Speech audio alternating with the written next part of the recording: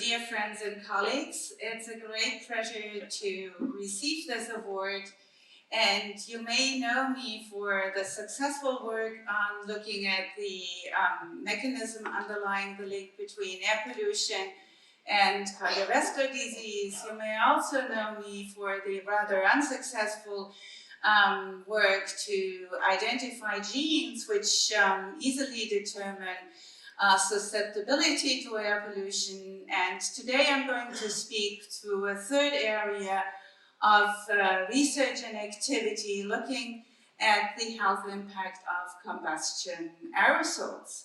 Air pollution is one of the world killers, top killers, and has been recognized through the global burden of disease and the WHO.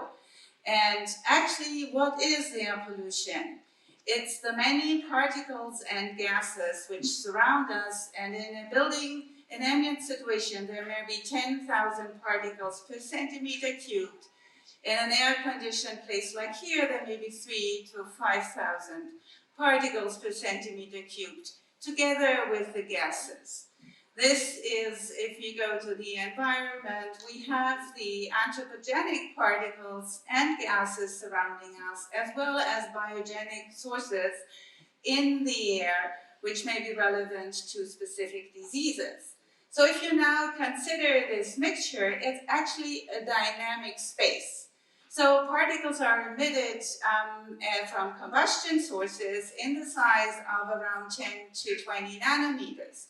But they don't stay that size. They agglomerate, and they also absorb a lot of gases or semi-volatile components as they are grown around. So what does that mean for our body? And the primary entry of the particles is, of course, the lung, the upper airways, as well as the deep alveolar space. And particles smaller than 10 micrometer enter into the lung, and if they're smaller than 2.5, they reach the alveoli. There, they kind of interact with the surface of the lung, and most of them are actually recognized there, although a few of them actually leave and become systemic. As the lung is the main entry, of course, the main effects are found within the lung itself. So this is why we know from a very long time that particles aggravate lung disease. However, as you see here, they also activate the immune system and therefore become systemic. And inflammation is one of the hallmarks of the effect of particles, but recent evidence had also shown that they can activate, for example, viruses, providing a new paradigm. If we now look at the plethora of effects which we have identified through the time, we have the respiratory system, we have the circulation, we've cough of the heart, but nowadays many of you have actually identified the impact on the brain, as well on the metabolism, as well as on the reproductive system. If we look further to the epidemiological literature, things seem to be really clear. Exposure to residential fine particles are truly strongly linked with mortality, as can be seen here in the Medicare data. And this is a linear relationship which is present well below the current WHO guideline.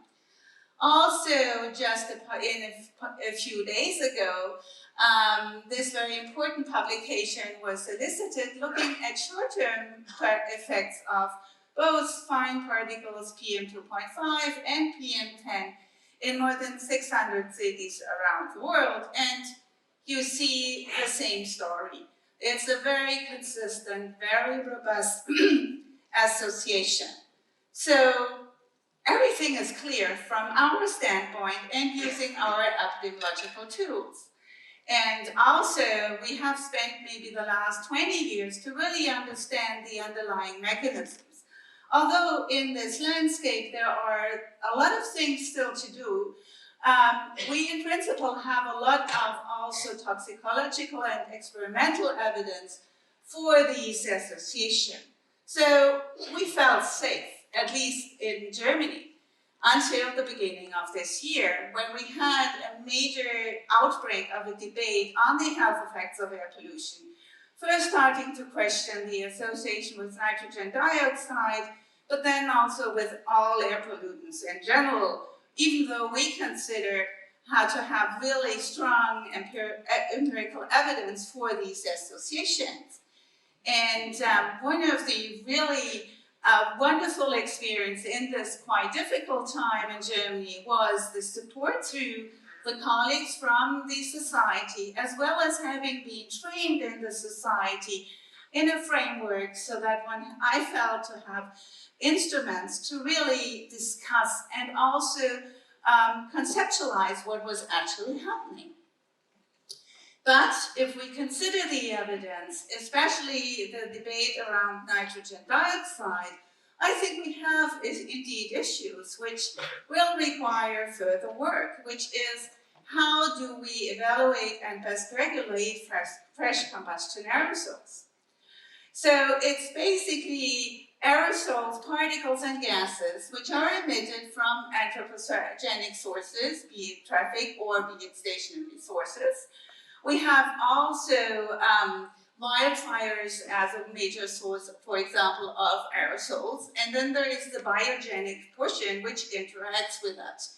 These particles age and transform in the atmosphere, and actually they turn from black particles, which we may conceptualize as black carbon, into more white particles.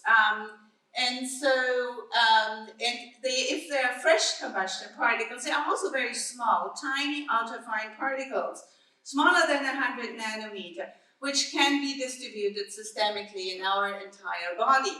And of course, you see the gases component, here only seen by the major anorganic gases, but we know that there are also organic compounds which are semi-volatile and maybe rarely relevant. This becomes even more salient through the changing environment which we're currently encountering due to climate change. Air pollution directly interacts and promotes climate change. Rising temperature and climate change actually changes these aerosol processes, and that also leads to modification. So, what are the relevant components? Is it nitrogen dioxide? Are these ultrafine particles? Is it black carbon? Where do we stand? So let me start with nitrogen dioxide. Actually, we have the WHO annual guideline, which is a standard here in the European Union. And the guideline was published in 2006. If you now look at this long list of studies, which you probably have a hard time reading, they were all published 2007 and later. And more than nearly half of them were published after the assessment by the US EPA. And we still have additional 7 studies which were published after the last publicly available reviews of this evidence. So if we now look by region, what do we see? We see a quite consistent effect in Europe, but the confidence interval still includes the 1. It's a small consistent effect. This is actually the estimate which you get also from all the major current published reviews. We have in North America a really strong, consistent association, being a little bit stronger than in Europe. And actually all studies published after 2013 and later, or published 2013 and later, have positive effects. And then from Asia, we have slightly higher summary estimates with a lot of heterogeneity and still a very wide confidence interval. So in a way, we have sufficient epidemiological evidence, but we have also the concern that this is not really NO2 per se, that it's correlated with ultrafine particles, with combustion, with black carbon, so really coming from traffic, from primary combustion. Well, is there an effect of NO2 per se? I think there is, because there is this evidence from 20 years ago, which looked in a chamber study as mild asthmatics and showed that after exposure to NO2 and a subsequent allergen exposure, there is actually a decrease in peak expiratory flow. So this is pure NO2, which seems to be interacting, and there's more evidence that, yes, there may be immune responses in associating with pure NO2. But this is, in a way, disconnected to the strong epidemiological evidence. So what do we do about, so let me move to the next potential relevant metric within the fresh combustion aerosol, so the ultrafine particles. I had the honor to be working as part of the Rochester Particle Center for more than 15 years. And this was work which was initiated through a panel study. Again, people with asthma who were monitored in the beginning of the 90s in Erfurt. And at the time, we had particle counting put in place. And we were able to show that the number concentration of the ultrafines in the range between 10 to 100 nanometer had a different time course than the fine particle mass dominated by the accumulation mode particles. And then if we analyzed them, we saw that actually the ultrafines had associations in these asthmatics with symptoms. During days with high ultrafine number concentrations, people coughed more, as well as reported more general, unspecific symptoms. And also at the time we assessed how was the correlation structure inputting or determining what we saw. And here you see basically the effect estimates for the ultrafine particles on your right-hand side. They are ordered, all the other fine particles and classical pollutants, including the NO2 measured at the time, are ordered by the correlation with the ultrafine particles. So it seems, at least in this one study, there was a very consistent effect on lung function in asthmatics with ultrafine particles. So this has been an area of a lot of research by us and others, and especially in Europe, we have jointly done a lot of work in this area. And if you look here, you see there have been a lot of studies published, especially in the area of the short-term health effects. And we are seeing, luckily, also now these studies on long-term health effects coming along, and we will be hearing quite a bit about that here at the conference. But what we are lacking is really a systematic quantitative assessment of this evidence. So I feel very honored that we have put together a group of European younger scientists than me who now are systematically assessing this association, so that, because I think it's very important for moving forward also conceptually to know whether or not there are these health effects. And then just let me give my last pitch on black carbon. And I am using data from the ELAB study. This is looking at low concentrations of cardiovascular disease outcomes. Third is sharing this endeavor, really systematically looking at this. And these are slides which Kati Wolf presented yesterday at an oral presentation. And you see we have 12 subcohorts all across Europe, from Sweden to Germany. And most of the concentrations are well below the NO2 annual guideline here in Europe. And if we consider the fine particles, we see that actually there is a wider spread. It's all below the EU limit. That's good news, but we know that this is really not protecting health. So what do we see? We see a quite consistent and strong association with stroke incidence based on a follow-up of more than 600,000 individuals all over Europe, and or 600,000 person years, and we have actually an association with NO2, with fine particles, and with black carbon. If we look at myocardial infarction or coronary events, we see a signal for NO2 as well as a protective signal for summer ozone. If you now do further two pollutant models, NO2 is actually the most robust, but its black carbon is highly correlated in most places. And so again, it's kind of difficult to decide which of the potential products of combustion, aerosols, is really responsible for the underlying association. And another nice thing I think this data demonstrate is that we are moving through time. So it's not only that the air pollution mixtures are changing, also the underlying health of the populations are changing. And so one thing we observe compared to the earlier escape analysis is that now stroke is the most dominant outcome being associated, while myocardial infarction show a weaker signal.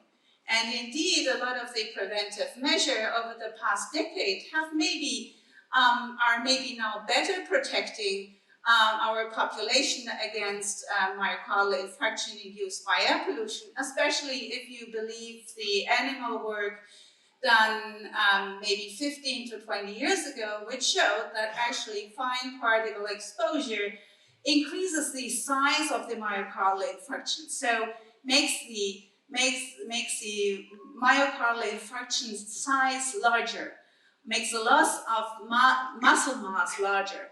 But this is where current medical treatment has been very effective over the past 10 years, whereas we may not be still well protected against stroke. So where does it leave us?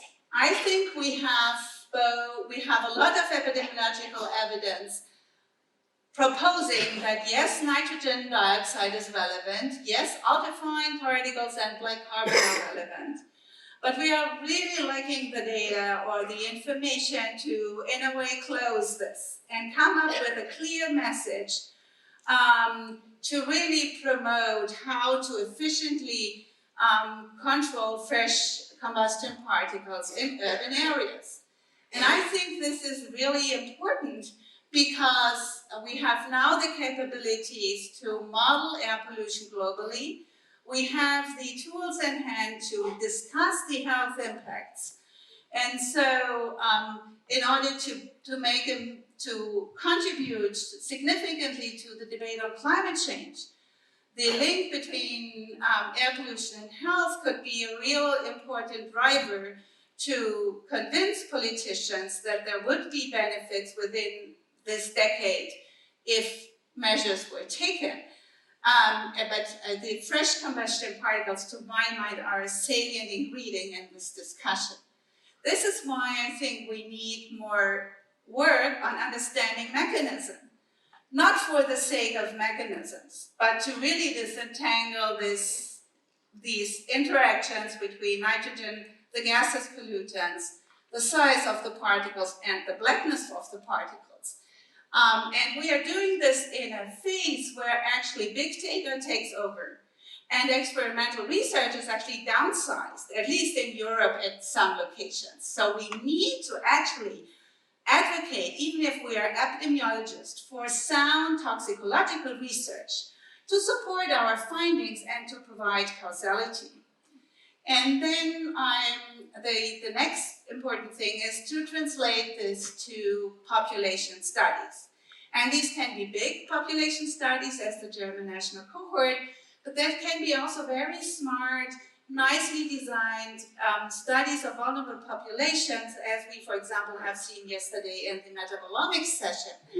And I would like to quote Albert Hoffman, the current chair of the Epi department in Harvard, who says, "Population studies are the only means to assess causality of risk factors in a whole human being."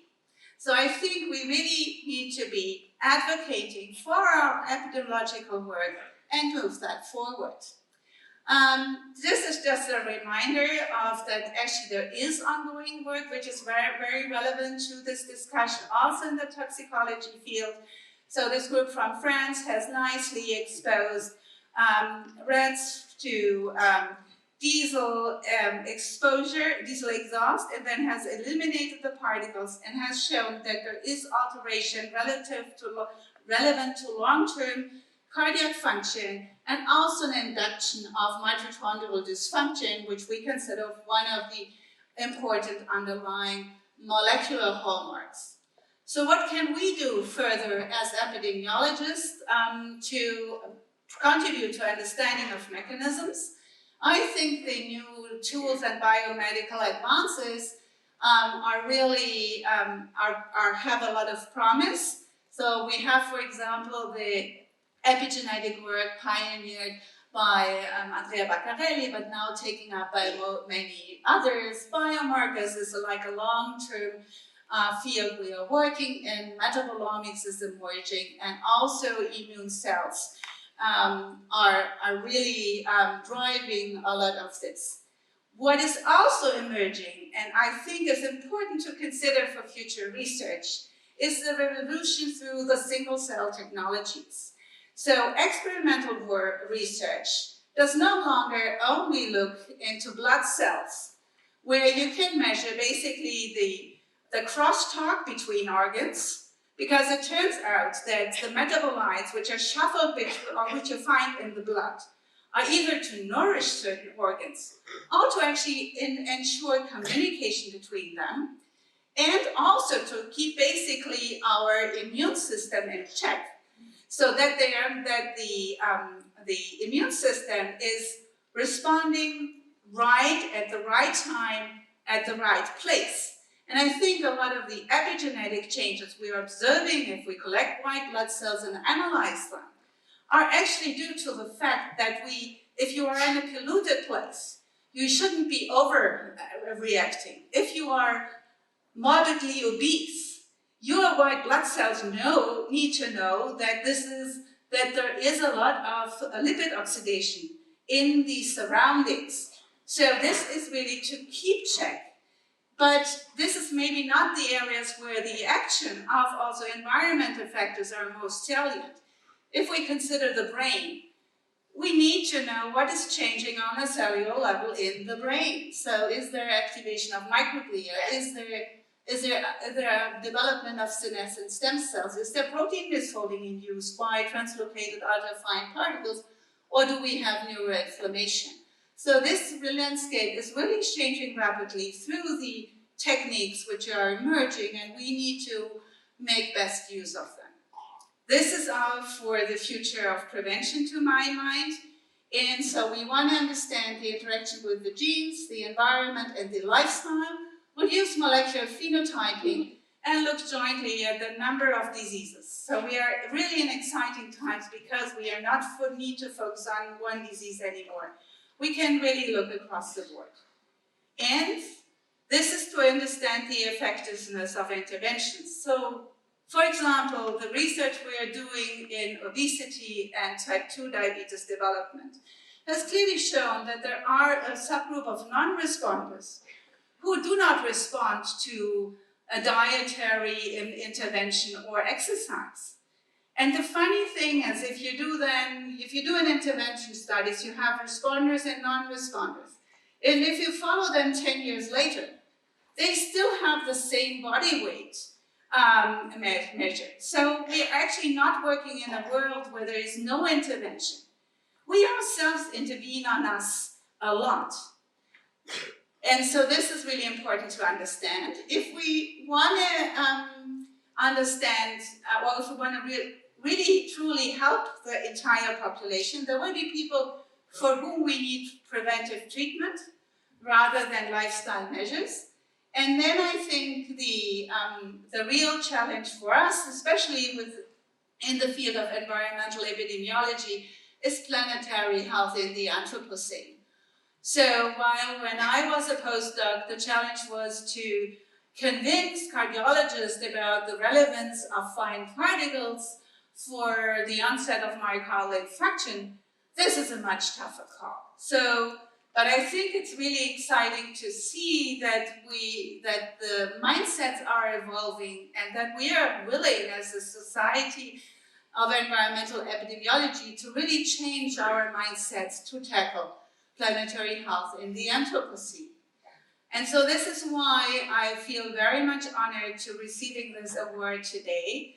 I'm ending with a quote by John Goldsmith, which he published in 1967, actually a year after I was born, so I didn't have the pleasure of meeting him in person. He said at the time, because of the many changes occurring in our environment, the epidemiological evaluation of the effects of various environmental agents on human population becomes now of increasing importance. And I think this is very much true. And if you look at his publication, what strikes me especially is the beauty of simplicity. It's a way of really clearly and very intriguingly describe the impact of the environment on communities. And as a trained mathematician, there's nothing more beautiful than a very clean and concise proof. So with that, I come to the end. This is also, for me, a great time to say thank you to the many people who have influenced and I had the privilege of working with. So Eric Wichmann was my PhD advisor, and he was my mentor throughout my entire career. And I have now the honor and the challenge to have inherited his epidemiological imperium. Doc Dockery, I was doing my first PhD year at Harvard and has very much influenced my entire time, together with all other colleagues from Harvard. And given that we are now here in Utrecht, I think it's also for me a great honor to say thank you to Bert, because Bert introduced me to the European community. You see, many of the colleagues, we have been working together in European projects, but it was Bert who introduced me to that. And there is another thing which you also can see at that conference. Bert is very efficient. And he has all this, I was privileged to get all his life advice to what to do, not to do. And Bert, so many, many thanks for being that role model and all the support. And maybe being a woman, I also would like to thank Clea, because she was, in a way, the only senior female role model I had at the time. So, and in addition, I, of course, thank all my junior fellows. A great pleasure to have been working with you all, and there are more people who I'm missing on that slide. I also thank my family, especially my son, who stick with me, and with that, I end the presentation.